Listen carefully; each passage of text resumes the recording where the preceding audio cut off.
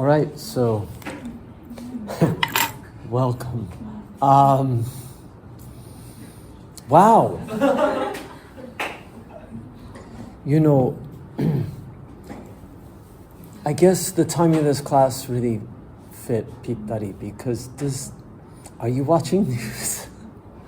Are you watching the news? Do you know what's going on?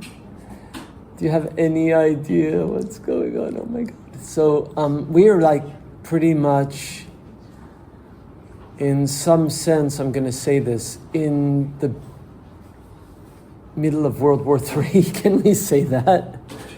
Over the weekend basically, Donald Trump decided to unilaterally, without even congressional approval, bomb 3 nuclear sites, bunkers in Iran. Of course, this set off a huge fury, and now countries such as Russia and China are coming to Iran's side and saying the US and Israel are on the wrong side. Where's Japan on all this, by the way? Are you at all interested in Japanese politics? You know, we've been having elections and things. And let me just give you the latest updates from my understanding. I was watching news until quite late last night. So Ishiba, you all know who Ishiba is, I hope, right? The Prime Minister said, firstly, he says we should work toward de-escalation in Iran. And also, he has actually distanced himself, i.e. distanced Japan a bit from the US. There was a major important meeting to have taken place on July 1st, これからね, from now, with the US, and it was canceled by Japan because the government in Japan thought it was a risk to have meetings with the Trump administration in the current situation, and also because the Trump administration in the current situation with the tariffs and the taxes have just been over and over and over kind of giving Japan a bad deal. And Japan, the government of Japan has been trying to negotiate, and it hasn't been going well. And now, one other thing is that Trump administration asked Japan to raise the budget once again for military spending, again to raise it to 3.5%, which is huge. And the Japanese government's like, ちょっと待ってね。距離を取ったんですよ。They're like, ha. Now, it's not just Japan doing this. And actually, there's a reason for this, and it's because the Trump administration, or regime, if you will, has been doing this to every country, all the allies. Japan is the biggest spender in terms of like economically for the US, and now we're getting kind of stabbed in the back kind of feeling. So this has been going on all the time. Iran's being bombed, not only by Israel, but now by the US. And Iran said, no, you can't just like do that. And, you know, and Trump is posting these crazy things to his Truth social media saying, peace is coming now. We were successful and this kind of thing. The rest of the world is like, you just started World War III, man. You can't do that. And of course, American citizens don't want it. And many people in Israel don't want Israel to do what they're doing either. So we are in dystopia. We are actually in the world of dystopia. And there are all these kind of parallels to what we're talking about. And we're going to look at this today. And in the book, in Steiner's book, and I just, I thought, because I've read through this, several times, but like, let's just use the trusty old index. I don't need ChatGPT. We can talk about that later. That's another can of worms. But in 1980, when Bowie's writing Scary Monsters, we talked a bit about this last week, right? But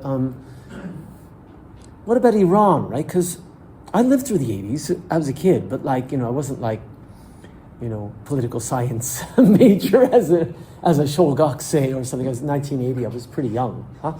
But as a grade school student. But, there were a lot of things going on in the 80s, in the early 80s, 1980. We're talking about 1980, the end of the 70s, early 80s. Reagan was president, right? Ronald Reagan. He had been actually a movie actor. So he knows how to act, and kind of like Trump with his acting skills. And I was actually thinking about something called the Iran-Contra scandal, which happened, but that happened later. That didn't happen until 85. It was 85 through 87. If you look it up on Wikipedia, this is history. That was where the U.S. were selling arms, selling weapons to Iran in exchange for hostages and this kind of thing. So there was a kind of scandal. It was a kind of illegal movement, and it was kind of barete. It got found out. It was called the Iran-Contra or contraband scandal.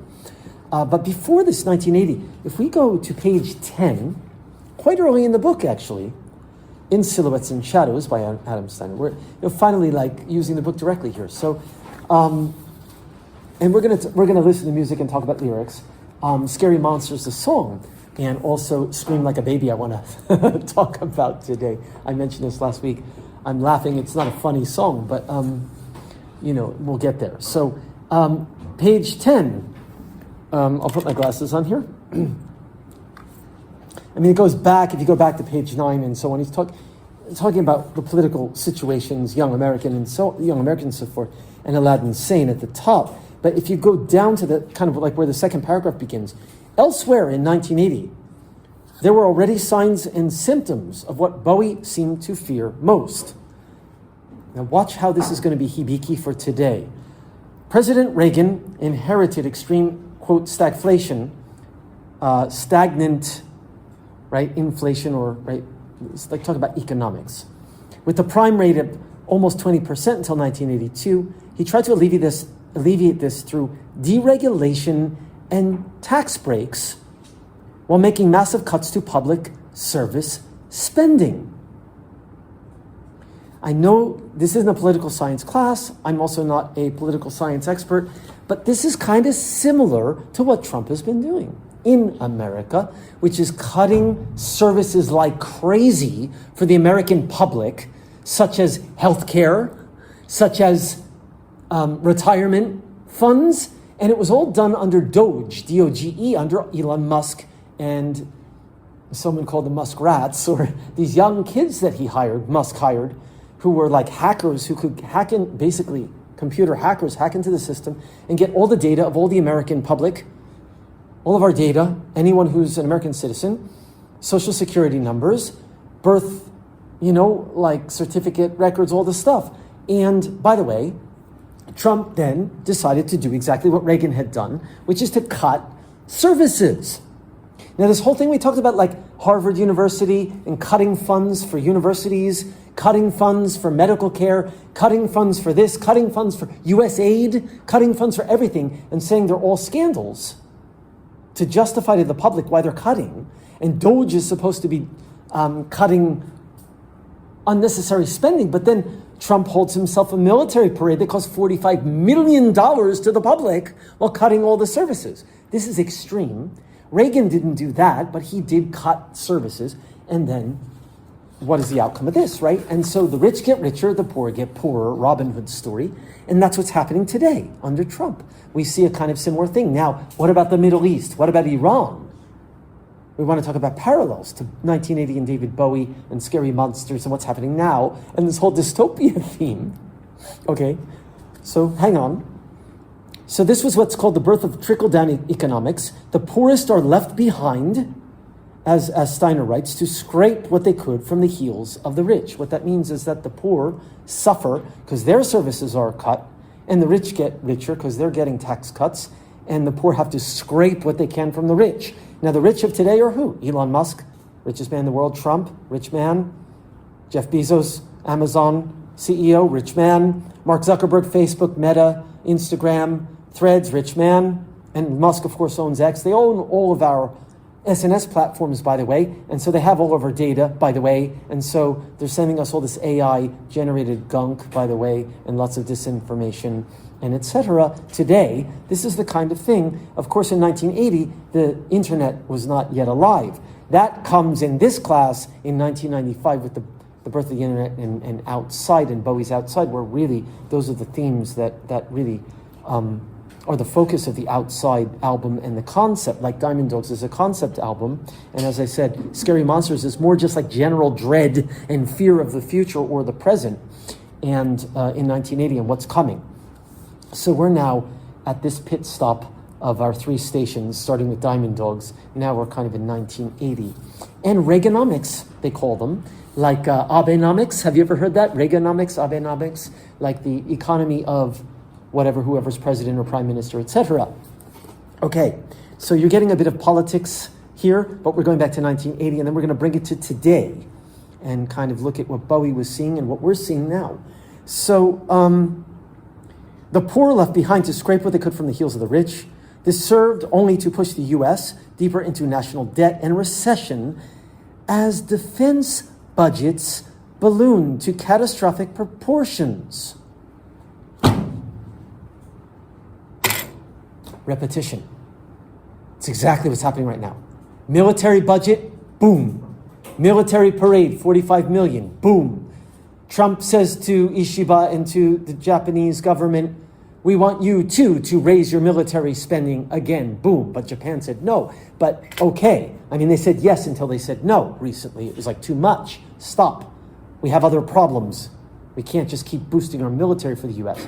And Japan now is like, we have to build our own military and defend ourselves because we can't trust Trump anymore, or American allies, right? Because we're being also taxed so that we can't like have an economy that runs well, okay?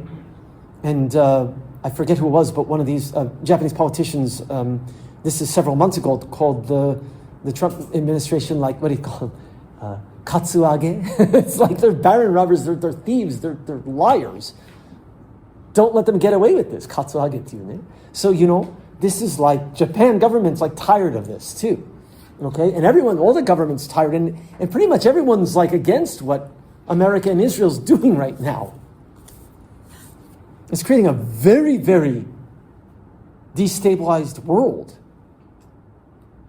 And Americans right now, I mean, I'm not in America, but, you know, I mean, there was a thing on the news today. Americans in every country should be on alert kind of thing. Like, you know, like there may be protests against, you know, because of this Iranian war, which Trump started preemptively without any congressional approval, which is like what dictators or autocrats do, going back to Thin White Duke and Ziggy Stardust and Hunger City, etc. All right, so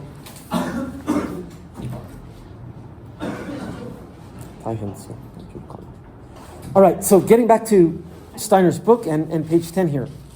So, right, debt is going up, military spending goes up. This is a very common thing, you know? So let's start a war.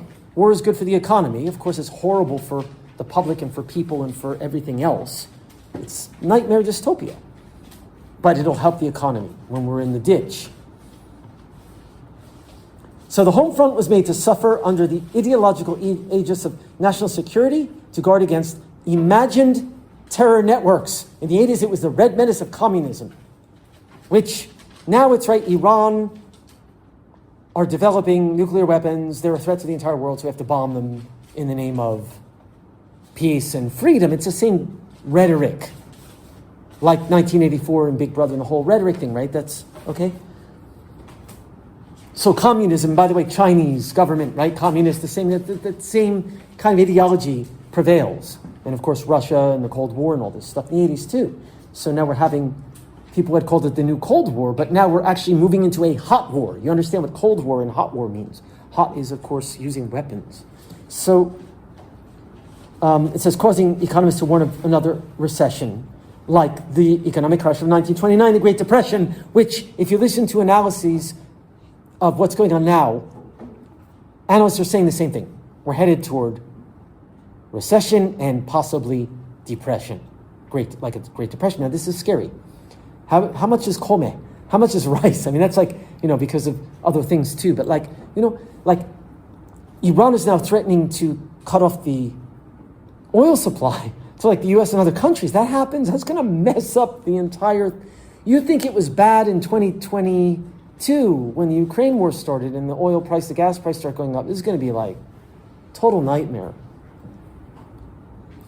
Let's keep going. Now this is where Iran comes in more specifically in the text. In his draft lyrics for Scary Monsters, which we're going to talk about today, Bowie warned of future clashes with Iran. This is 1980. You see how history repeats. You see how this class is kind of past yet present Hibiki arimasu yo ne. So in Scary Monsters lyrics, Bowie warned of future clashes with Iran, perhaps alluding to the hostage crisis of November 1979, where 52 U.S. staff were held at the embassy in Tehran for 444 days. That's interesting, 444, if you're into numerology. That's an interesting number. So there were hostages held. You think about, right, there were people abducted from Japan and North Korea and this kind of thing, right, the hostage problems. So this was in the 79 to 80 here in Tehran, which is Tehran, by the way, now being bombed, Tehran, by Israel, and then now the U.S. is involved, and who knows where the heck this is going with Russia and China and all the other countries involved. Very scary. So this sparked nightmare visions of the fall of Saigon and eventually realized in January 1981. And then later on April 30th, 1980, Arab gunmen seized the Iranian embassy in London. So now we're at the embassies. Now, this kind of thing too, right? Iran saying we're going to bomb American embassies or, military bases in other countries in West, the Middle East and the Western part. So this is the same kind of thing too. So in London, in 1980, Arab gunmen seized the Iranian embassy in protest against the Iranian revolutionary government of Ayatollah Khomeini. This sparked a rescue operation by 30 British Special Air Service troops. They stormed the building, rescued the hostages unharmed, yet people were sitting at home watching on TV. Now, this is before the internet. People would watch this stuff on TV. Now we watch it on the internet. Now, today, this is why I said when we get to 1995 and outside, Bowie's outside, that's talking about the internet age. That's getting closer to what we are kind of in now. Not quite, because it's 1995, just the beginning of the internet, really. But, that was like the start of where we are now. But you can imagine, right, people watching on TV. Like now, you turn on the internet, you put on YouTube, you've got algorithms kicking out all kinds of, this stuff, right? And you can click, and of course our brains are clicking away. My brain is, because I do get caught up in these traps sometimes. Click next, breaking news, click, and you keep going, and it's overload. But it's like you're watching this horror unfold in real time almost on the net.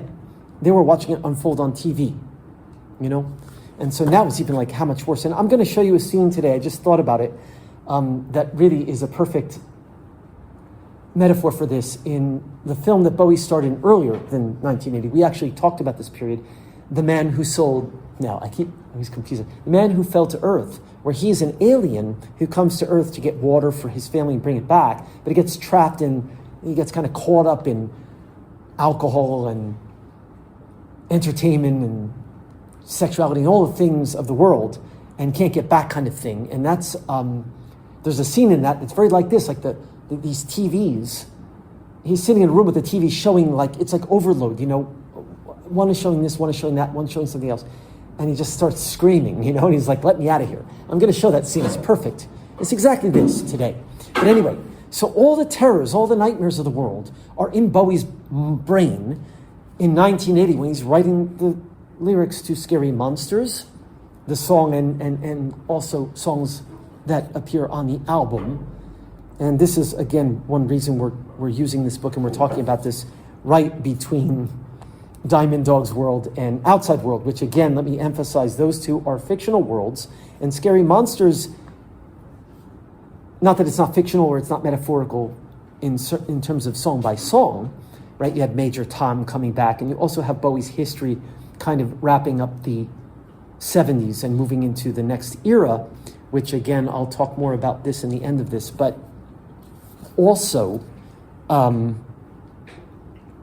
these kind of political things, that they are made into metaphors in the songs. Like, what is Scary Monsters? And why is he wearing the Pierrot, the clown kind of white makeup? I said last week we didn't have time. I'm going to talk about that too.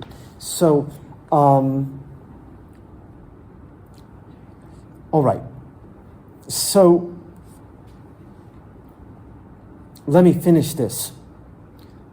Millions are watching on television at home. For many, this cycle of events express the underground chaos of Cold War disruption that would continue with the shadow play of puppet governments, dictatorships, energy crises, CIA-backed coups to overthrow governments of other foreign lands, and failing international relations as Western democratic states struggled to hold their world together. Does that not sound like the world of today? This is continued.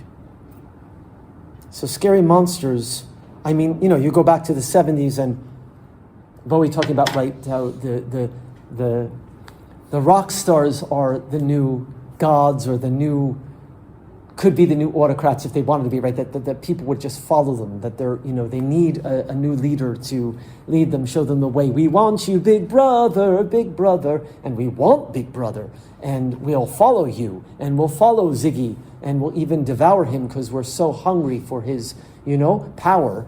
Ziggy Stardust, right, the character. And but what you get, right, you get Hunger City, and you get 1984 Dystopia, and you get the Thin White Duke saying Hitler was the first rock star. And in 1980, you get an older Bowie moving into his 30s, and also the world moving into the 1980s and falling apart with the Cold War and all these terrible things and the threats and etc. And you get Scary Monsters. Now, the Pierrot, the costume, all this stuff, that is actually more a reflection of Bowie's own history. And I'm going to show you some video because in the early days, Bowie was involved in mime, like this kind of stuff, like, right? And the mime artists, have you ever seen? They wear like a white makeup. Marceau is a famous one, wears a white makeup and, like this. And so that also, by the way, does anyone know Buto? Ankoku Buto. Budo janai. Buto. It's a Japanese kind of underground, a little bit post-World War II art form of dance. And it's like the dance of death, some call it, or darkness, because ankoku, right? Darkness. Well, there's a bit of that there too, maybe. I mean, they paint the faces white, and there's a kind of contortion and things. It's a kind of very dark avant-garde dance style. But anyway, Bowie was interested, of course, in kabuki and mime and all those things. So you have the clown, the Pierrot, and looks a little like a mime artist with the white face. I kind of think it looks a bit Buto in a way.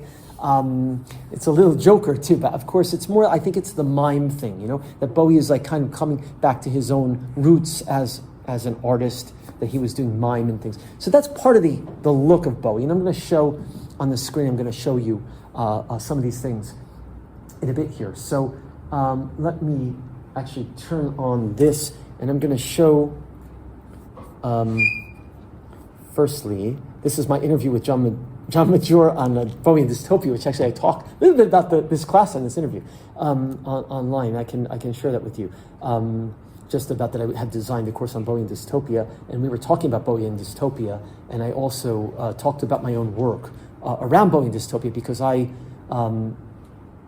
as an artist, an unknown one, but which is beside the point, I do music, which I've told you all, and I did a kind of tribute to Bowie's Outside, and I kind of updated it, and so we talked about this too. But anyway, that's not the theme, and that's not what I want to talk about. I want to show you Bowie 1980 Scary Monsters, and of course I can show you the video for that's not actually that good, the Wikipedia. What I want to show you is, let me get some good images here. There we go. Here's some of the images of Bowie in this costume. And there's also this great story in the Steiner book I want to relate. Not about dystopia, but about humility. There it is.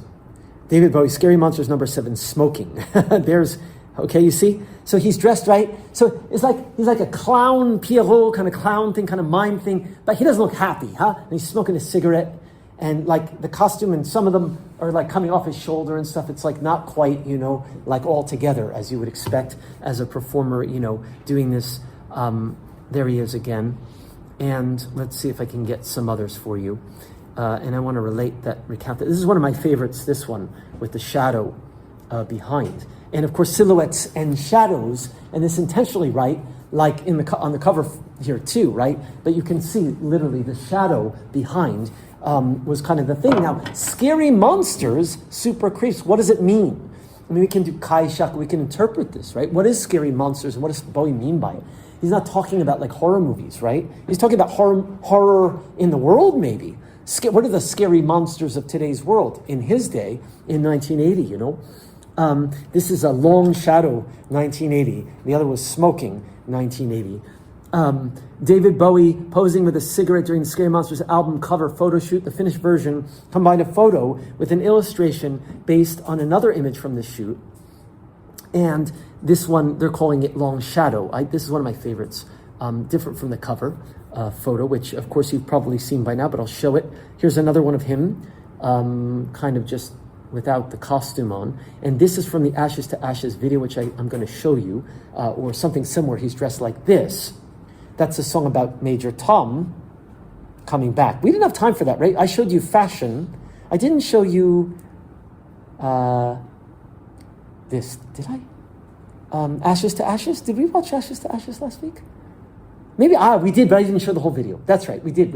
Where he's out walking on the beach and stuff. I didn't talk about it, we didn't have time. But I did show you like 3/4 of the video.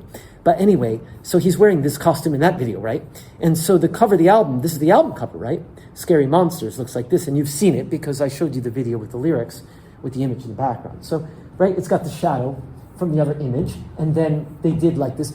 Today, this could be very easily done by AI, right? Or by some program that makes a cartoon, not even AI. There are programs that like easily make, right, or applications. But at the time, right, they had to make this.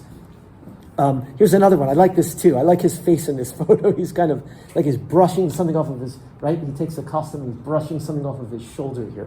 Okay, so that's the thing with the mime. Now, let's look just to get the history of this, and then we'll go back to talking about the dystopia part.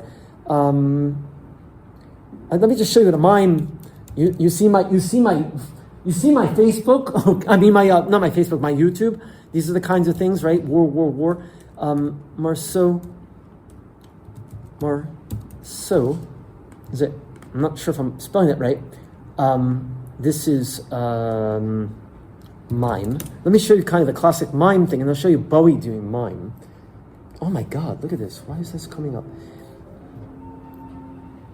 This is Marceau. Just so you see what that kind of mime looks like, right? So Bowie is the clown kind of thing, right? You see.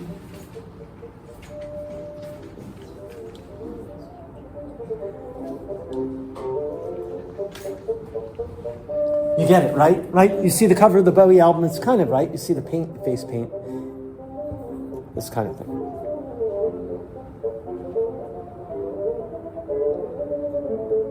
Okay, so not to take too much time with this,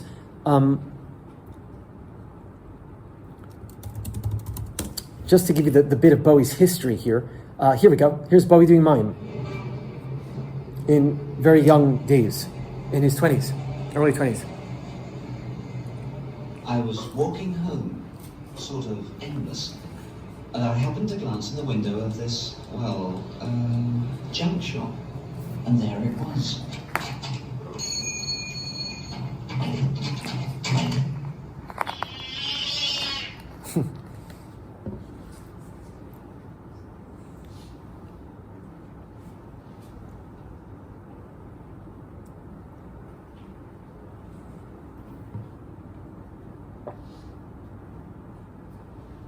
Okay, so you see this cover of Scary Monsters, you see how he's referencing his own past, but of course he's updating it. So this is what part of what this is. So the song, shall we? Let's listen to. Actually, let me show you a bit of Ashes to Ashes once again. I know I showed it, but just because he's wearing this costume in the Ashes to Ashes video, and this is referencing Major Tom, his first hit, right? We talked about this last week just a bit, right? So there, right, the mime, and there he is in 1980, much older Bowie, but now we've got the dystopian themes, just like we had, I don't know why I'm tired of my life, that early song, he's playing a little folk song, and then suddenly it's no game, right? And all the, right, fascism lyrics and the, stones against the pavement, children smearing camel dung on the walls. in the Middle East kind of image, right? And making carpets on treadmills.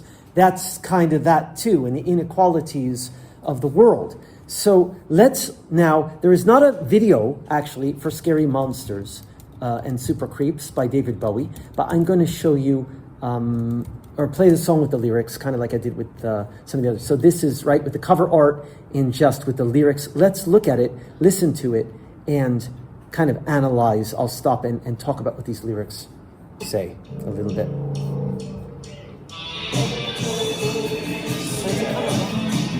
There's a long guitar solo and it kind of repeats. So I, just for time. Now, we have this book kind of gives a song-by-song breakdown, right? Of like breakdown of the songs, right? Each chapter is like a song title, right? And then in parentheses, like Steiner adds his own interpretation kind of thing. That's what the parentheses are, because the song title's Scary Monsters, Super Creeps. And then in Steiner's book, it's Freaks Becomes Us. Now, the Freaks, Super Freaks, actually, if you read this, and I will ask you maybe, for next time to read this chapter, because we'll talk about today, and then it'll give you some more insights. But like, you all remember Diamond Dogs?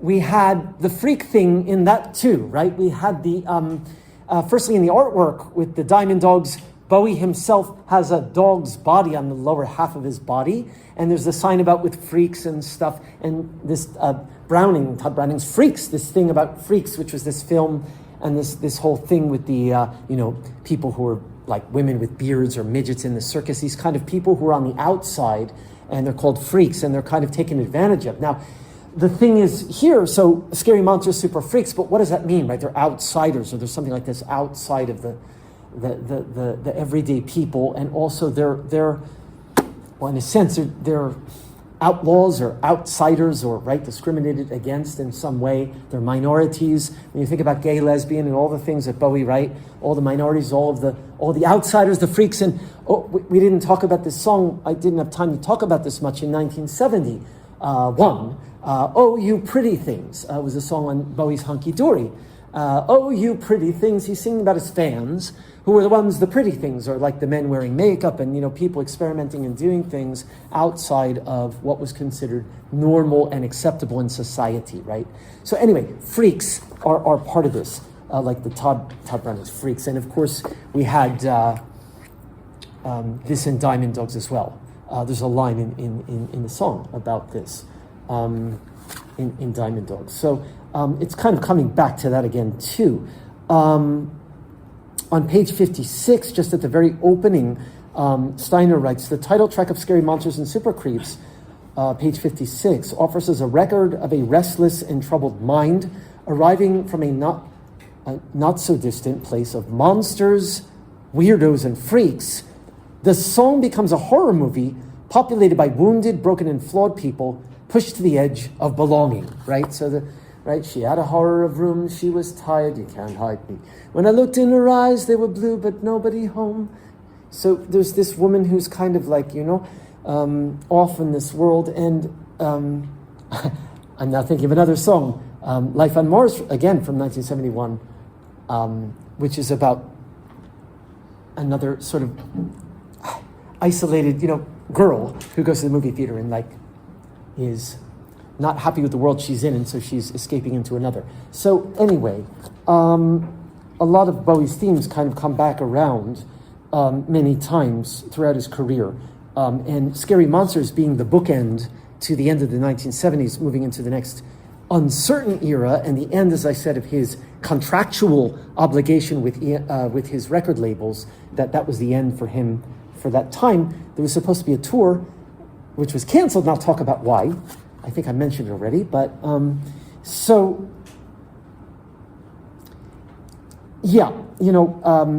this cover photo too, this cover shot too, it's a little scary, right? And freaky and weird. It's the mime thing. It's a Pierrot, but he's looking kind of, right? You don't see people like this on the streets every day, walking around and it's not normal. So that's part of it too. Now there's a story in here, which talks about how when Bowie was filming, that's in the Ashes to Ashes chapter, because that was part of the video where Steiner's talking about the video, and I'll just talk about that for a moment. maybe a bit later. Basically what he was saying, to sum it up, is that when they were filming the video, right, there's this scene in the video where Bowie is walking with the clown outfit and all the people, right, camera crews following him. It's not somebody with an iPhone, right? There's like a camera crew and cameras and stuff. And there was an old man who took a walk on the beach every morning, and Bowie and his camera crew were there, and he starts walking and the camera crew's like, hey, you can't walk here, we're shooting a video. And he's like, well, who the hell are you, kind of thing, He's like, do you know who this is? He goes, yeah, it's some bozo in a clown suit. I don't know who he is. I don't care who he is. Just, you're interrupting my walk. And this was like a humbling moment for David Bowie. I'm just a bozo in a clown suit. I'm nobody special to this man who doesn't know me. He just wants to take his walk. It was a bit of a humbling thing. I really think it's an interesting story. But anyway, we go back and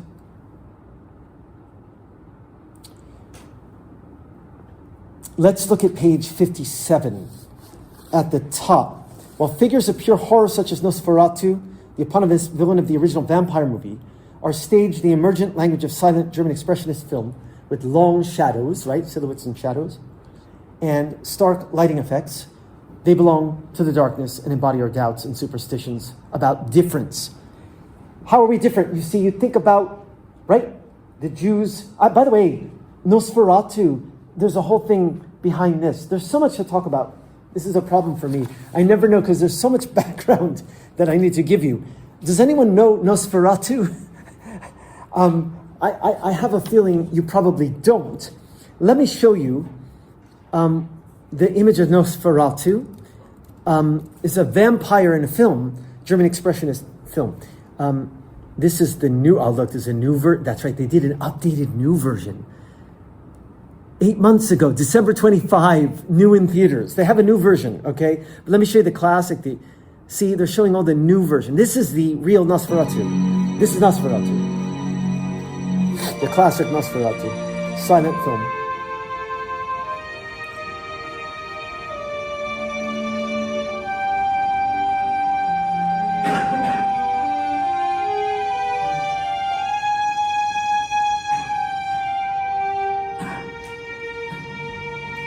At night, said Nosferatu, clutches his victims with his claws and sucks their blood life, a hellish elixir of life. It's a vampire movie.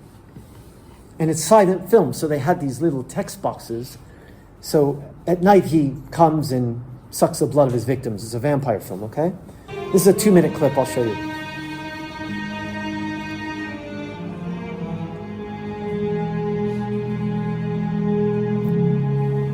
So he reads this, right? And now he's scared. Scary monster, super creeps, right? Beware that his shadow weigheth not upon you like a terrible nightmare. Very dramatic music, right?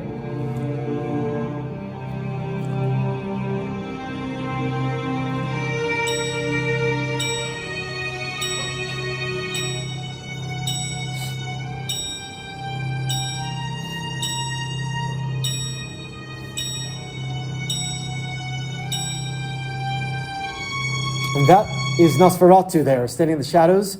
You see, he's really tall, and balding, and they're showing more. We'll get close up. There he is, look. Now, one thing I have to say about the image of this, which also, of course, is part of this thing.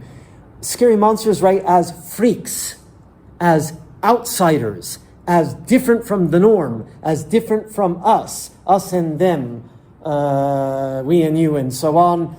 The image of Nosferatu, it is said, like, if you think about this German expressionism, Nazi Germany, okay, the Jews being, right, kind of like the ones who were, like, put into the camps eventually, and they're the ones who are, like, the ones who are singled out as not human almost. Well, the image of Nosferatu is supposed to be an image of, like, the Jew in Germany, right? Like these kind of big pointy ears sticking out and long big nose and the teeth and very thin and tall. And this is kind of that. And it's a kind of, like biased image of, right? And making the Jew a monster, right? You're making them not a human. They're a monster. So that's part of it. And Bowie, of course, understands that. And that's part of the irony of that, right? So scary monsters, super creeps. Anyway, this thing about Nosferatu, anyway, that Steiner is writing about, this is what he's talking about, okay? So this thing in the Todd Browning Freaks, right? Which Handler writes about in his book on Diamond Dogs we talked about earlier this semester, which that lyric also in Diamond Dogs, okay? So you see how these things are connecting.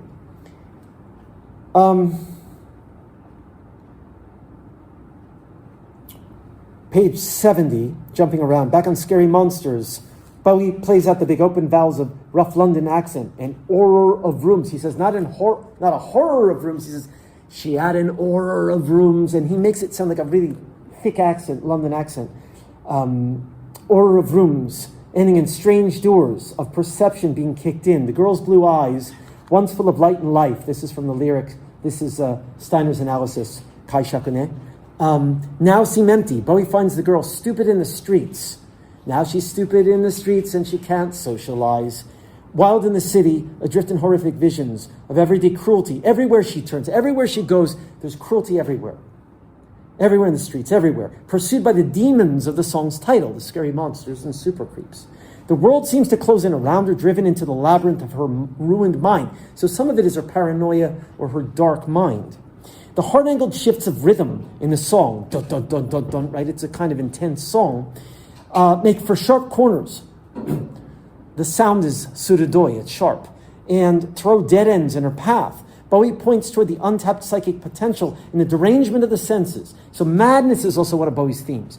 And really, madness makes us do horrible things too, or can, right? It can either make us go crazy, paranoia madness, or it can make us like go crazy inwards or go crazy outwards, which is where we lash at others, huh? So madness. Madness and drugs can deliver incredible but devastating insights. So you might have some kind of like kensho, like not satori exactly, but like you come into some great realization, but that can also make you go crazy. You think about Nietzsche, we talked about, right? He kind of went kind of crazy. A lot of these philosophers and, artists go kind of crazy sometimes, huh? Bowie was lucky that he didn't actually. He was afraid that, like his brother, Terry, his half-brother, he would, and but it's in his music. So madness and drugs, which Bowie was giddy, right, to the edge of that, and escaped it, went to Berlin, now he's doing Scary Monsters, but drugs and madness can give you insights, but can drive you crazy, literally. Beyond the edge of sanity, there lies the tragic burnout, right, where you just can't go on, right? Who can no longer function in society. And those are the ones we put in asylums or, right? We give them lots of drugs. And by the way, like depression drugs. And by the way, the song I'm going to talk about next from this album, Scream Like a Baby, is about a guy who is drugged. But he's drugged kind of like the protagonist of 1984 is drugged to obey and, yosh, you're going to listen to us and we'll give you drugs and we'll calm you down that way. So anyway, those who can't function in society, right? They burn out. And then he ends, Steiner says, unable to find the door in the wall that lets them back in. Means they go crazy. Like the schizophrenic, like Bowie's half-brother Terry went crazy, was put in an asylum and committed suicide. And that was a huge shock and life-changing event in Bowie's life, and that, influenced a lot of his songs and his music and his things. And also himself, he was afraid, as I said many times, was afraid he was going to go crazy himself. And so his thing with drugs, he really got to the edge of that. But he was able to kind of theatrically, I think, take that energy and put it into his music and into his characters and his dystopian visions of the future and of the present in the case of Scary Monsters in a way. Okay, so I'm not going to read the whole thing, but this, I'm picking up parts of finally, kind of really getting to use the book hands-on now with Scary Monsters and with Steiner's analysis. I think it's quite interesting. And so Scary Monsters, I just played you part of this. And let's, again, listen just to the opening again. Now we've read the analysis. And look at the lyrics again. She had an hour of rooms. She was tired. You can't hide me. And I looked in her eyes. There's really nobody home. Just the beginning of it. So scary monsters, super creeps, keep me running scared. It's not like a very happy, like Bowie's not like feeling too good, huh? About the state of the world.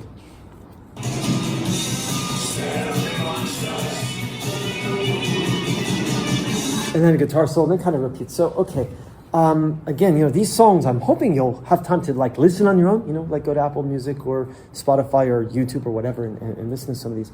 I want to talk about Scream Like a Baby, and then I want to talk about the end of, we can spend more time on Scary Monsters maybe next week too, but I'm going to jump around a little bit. I want to talk about, let's do one more song from the album. Like I mentioned, Scream Like a Baby. And we'll look at Steiner and his chapter on this too. And then I want to talk about what happened with the end of the 80s and etc. We'll see how much time we have here. Scream Like a Baby with lyrics. This one, let's start with Steiner. Let's see what he says about it first. Let's go to Scream Like a Baby in the book. Since again, Sekkaku, we're using this book for the class, and we haven't been using it as much as I'd like to.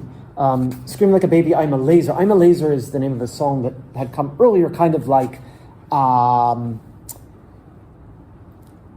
Tired of My Life was transformed into It's No Game.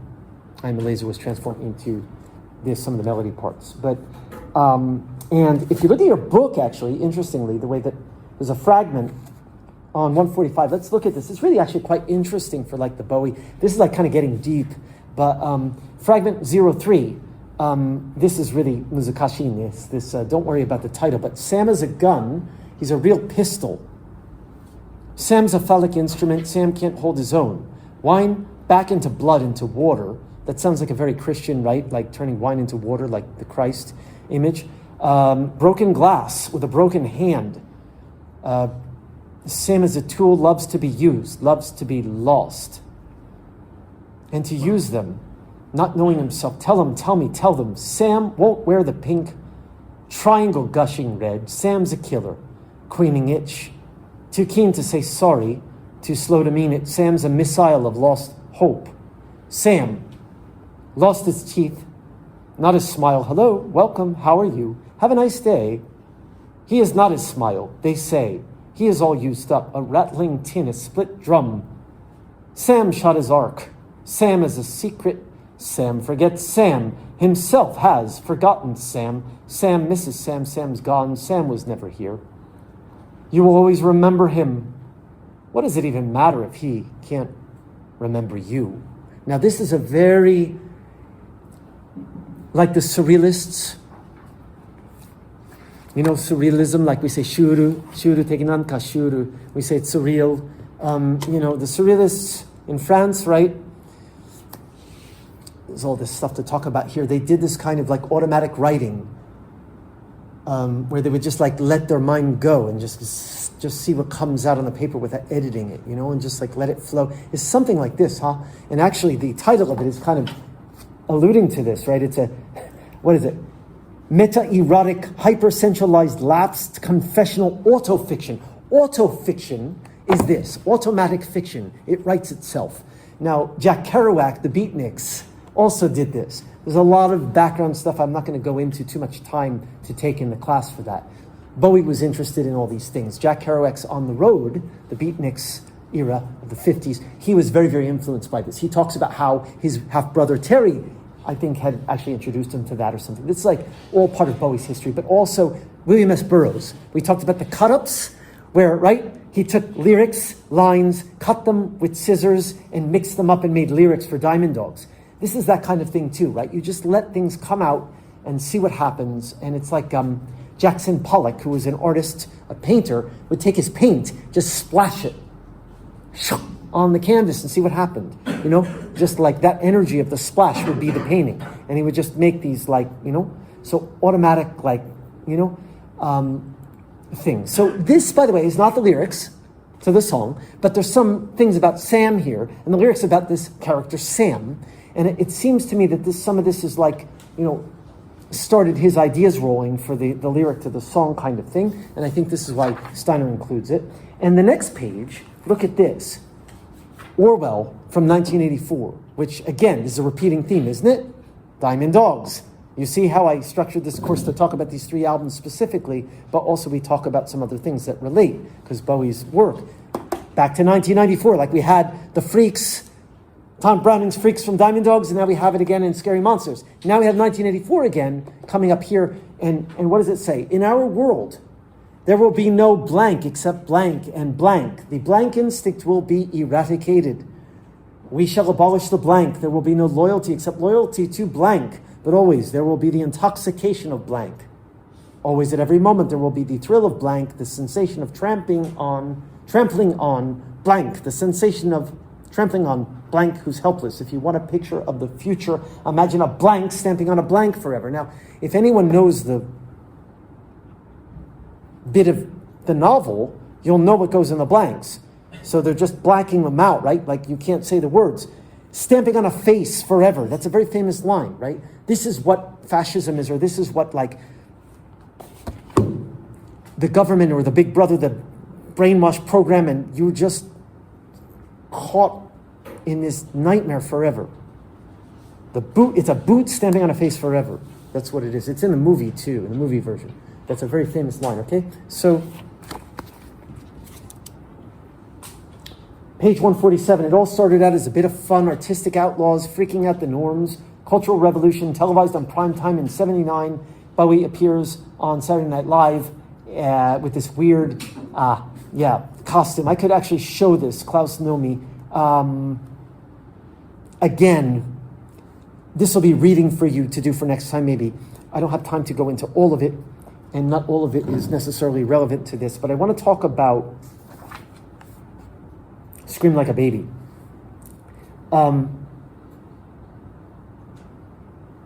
This is what Steiner says at the bottom of 148. Scream Like a Baby was another Frankenstein's monster of a song, recycled from other tracks. Just like again, right? It's No Game was recycled, if you will, came from I Don't Know Why I'm Tired of My Life. Well, this was from I Am a Laser. And that was a short-lived group called the Astronauts, which centered around his then-girlfriend and backing singer Ava Cherry. By the way, Ava Cherry, still living, still making music. She was Bowie's girlfriend for a short time in the 70s. And the guy who interviewed me about Bowie and Dystopia, where I talked about this class, also interviewed Ava Cherry. So if you're interested, I can, this guy, John Majori in New York, has even interviewed many of the Bowie people, like who are still alive, and some of his bandmates and things. He also interviewed Ava Cherry, and he interviewed Adam Steiner, who wrote this book too, and he also interviewed Glenn Hillard, who wrote the book on Diamond Dogs. So all these people are connected. I've never met any of them in person, but we're all connected in this weird way.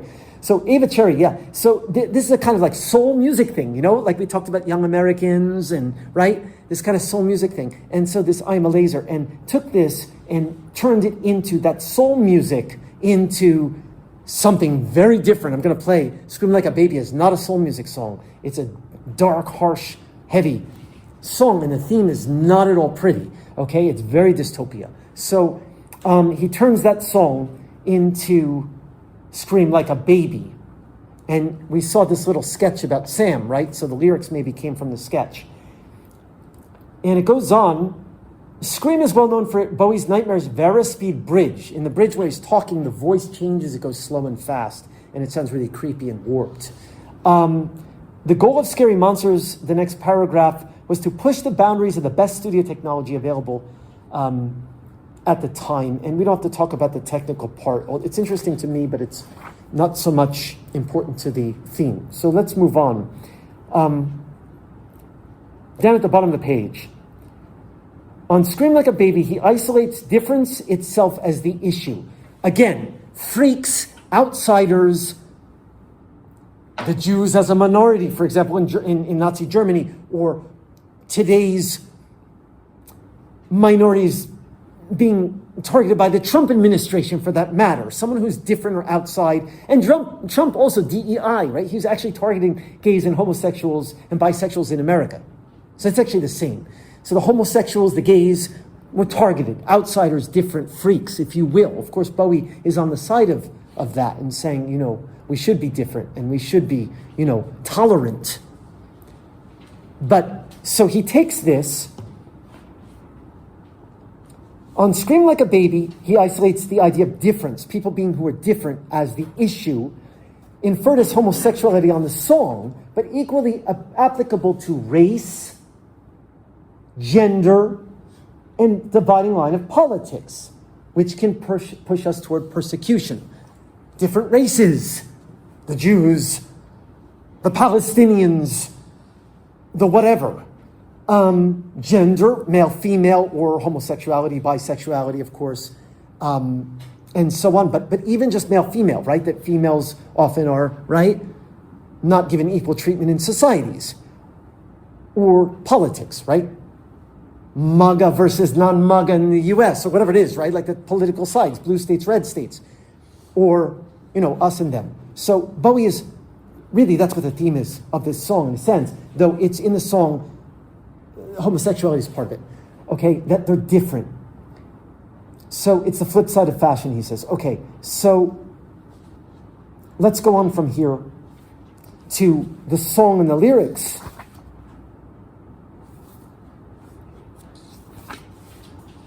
Let's listen to the song, actually.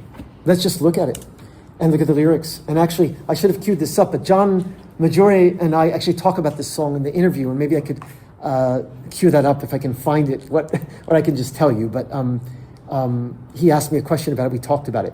So this is Scream Like a Baby. Not at all. You remember, so that write-up, right? Sam was a pistol, Sam was a gun, right? You see, that maybe came from that. Sam screamed like a baby, Sam was a gun. I never knew his last name. We never had no fun. Now this is about what happens to Sam and what happens to us in this situation. Let's look at this and I'll talk more about it. I'm going to stop it right there. Those 4 lines. They came down hard on the faggots. And we can't use that word today. That's like certain words you don't use for African Americans, kokujin, you don't say, okay? Like the N word, okay? So you don't say the F word, faggots, but like Bowie is saying this like from the inside, right? They came down hard on the homosexuals, on the gays, on the gays. They came down hard on the streets. Who is they? So you can imagine this fascist whatever, right? Coming down with the boots stamping, like the boot on the face, right? They came down harder on Sam. We all knew he was beat. So Sam was the target, one of the targets of this. And they knew they were going to come and take Sam because he was different or he was homosexual. Okay? 2 lines. He was thrown into the wagon. You get it. You're coming with us. They throw him into this wagon. Blindfolded, chains, and they stomped on us. You see, so us is, right, the narrator is part of this group that's being persecuted, but Sam is the one who really gets messed with. They took away our clothes and things, so they strip us of our dignity, and they pump us full of strange drugs. Right? Now this again, the lead character, Winston of 1984 in Orwell, is given these drugs to make him obey and follow the rule and to, right, so he can't fight back. And when we get to Outside, 1995, in the storyline there, I really haven't talked almost at all about it yet, other than I talked about the internet world, but there's a storyline and a detective story, and the victim is a 14-year-old girl named Baby Grace Blue, and she gives a confession on a cassette tape that's left. You see, this is a storyline, and she says that they give her these interest drugs, which is this made-up fictitious drug.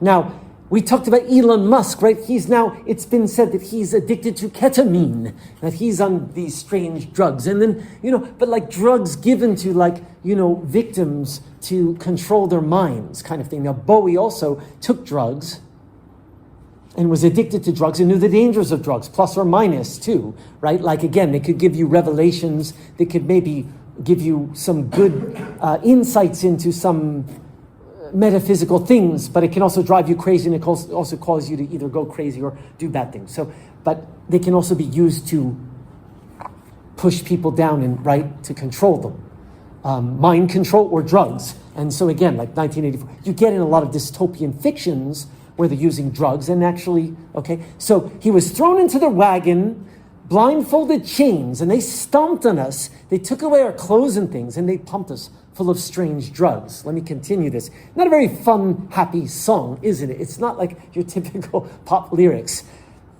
I saw Sam falling, spitting in their eyes. So, right, you get this image too, right? Like someone is being pushed down for being different or whatever it is, and in their last breaths, they're spit in the eyes of their aggressors, right?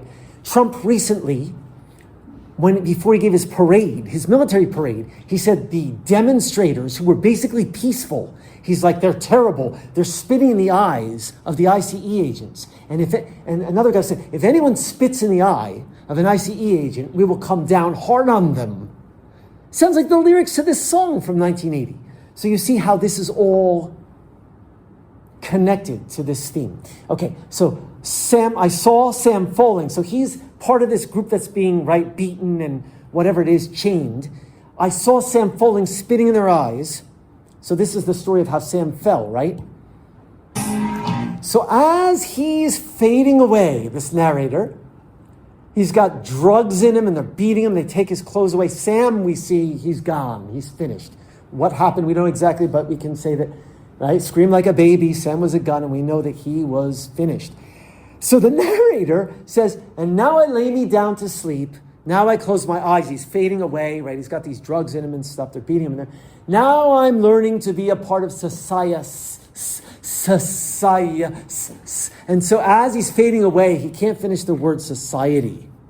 They want him to be part of their society. It's very much like 1984. You follow us. You follow the government. You obey. You love Big Brother, don't you? You must say, I love Big Brother. And they'll beat him. They'll put drugs in him. They'll change the language until he says yes.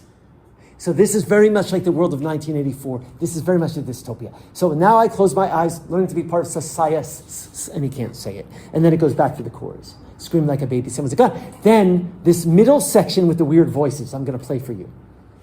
That's pretty weird, isn't it? Like I said, right? What happened to me? Jumped into the furnace singing old songs we love. Let's go back here. This is also like a weird sounding section.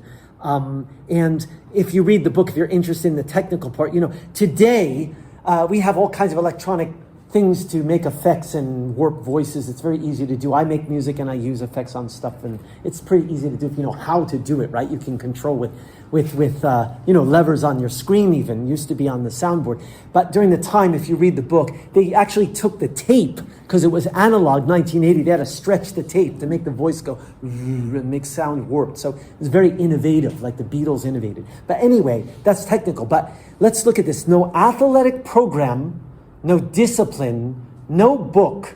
He just sat in the back seat, I guess in the wagon, swearing he'd seek revenge. I'm going to get revenge to these bastards. But he jumped into the furnace singing old songs we loved. I don't know. どうやって解釈するかね. I'll play that again. If it'll work. Actually, it's freezing. And then the chorus repeats and it goes to the end. Again, because of time, I won't play the whole song. So that's Scream Like a Baby, okay? So today, the two main songs I've kind of talked about are Scary Monsters, the title track, Super Creeps, Scream Like a Baby. I just touched on Ashes to Ashes, because last week I played that about Major Tom. And I said, right, Fashion, Ashes to Ashes, those were the hit songs. They're not quite as dark, huh?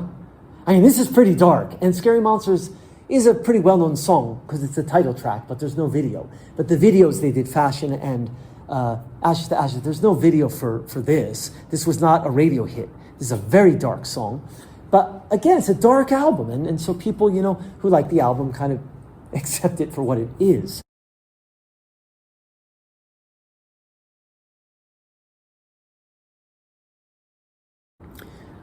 So now he talks about Bowie. Okay, this actually does apply to our class. Bowie never dropped this demand for immersive false reality. As I was reminded yesterday when I included a quote from Bowie declaring before the launch of his 1978 Isolar 2 tour that, quote, this time it's a real thing, Bowie, Bowie.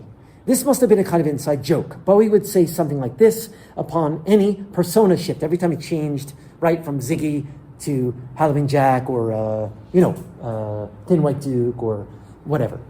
Okay? In this case, the joke was particularly naked because, of course, David Bowie, quote unquote, is fake. It's not his real name. His name is David Jones. So David Jones is not David Bowie. David Bowie is the actor, musician, etc. we see. So Bowie also is manipulating our reality. Does this make sense? It's a bit philosophical. And he talks about Nietzsche and Orwell, right?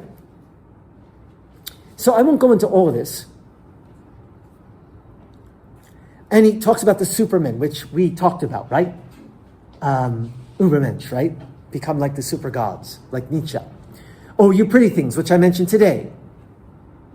He borrows more heavily and directly from Orwell's 1984, which was the partial inspiration for Diamond Dogs. In his dystopian novel, Orwell provided a convenient companion to Nietzsche's idea about power. The party told you to reject the evidence of your eyes and your ears. It was their final, most essential command, right? If we say it's not true, you say it's not true. You believe it's not true. Okay, you go along with this manipulative reality.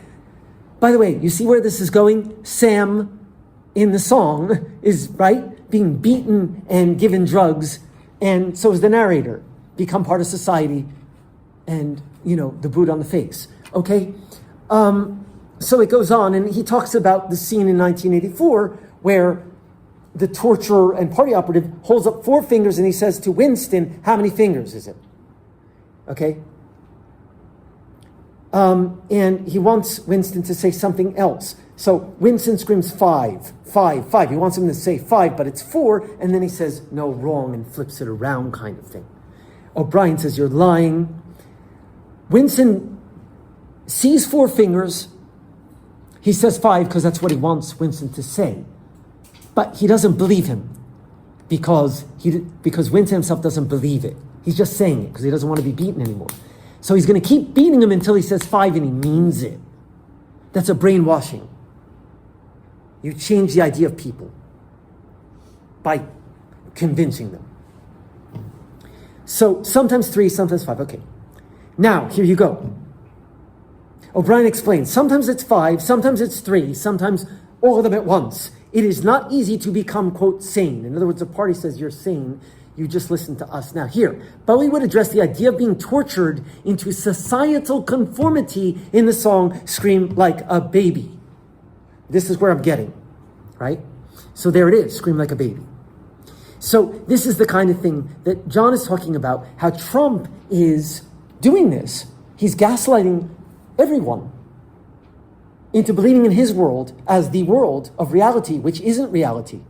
Bowie did on a stage as a character, as a performer, but this wasn't the kind of evil, wicked thing. It was, he wants people to kind of, right? It's entertainment, and maybe his fans, people will think about these, hopefully think about these things. I mean, I'm teaching a class about this because hopefully Bowie's message still we're thinking about. But, Trump is actually, MAGA, make America great again. You know why? What he's saying now, make Iran great again. He wrote that in his blog, MIGA he wrote. We're going to change a regime. We're going to bomb them, and then we're going to get rid of them. We're going to put new people in. Make Iran great again. Can we submit to that reality so easily? Well, if we're like Sam, and we get beaten, and they take our clothes and chain us up and blindfold us and say, you agree? What do you say? Yes. No, I want you to mean it. Yes. And everyone means it. Yes. And then we have fascism, and we have what's happening now. So you see how these themes are quite coming around and important.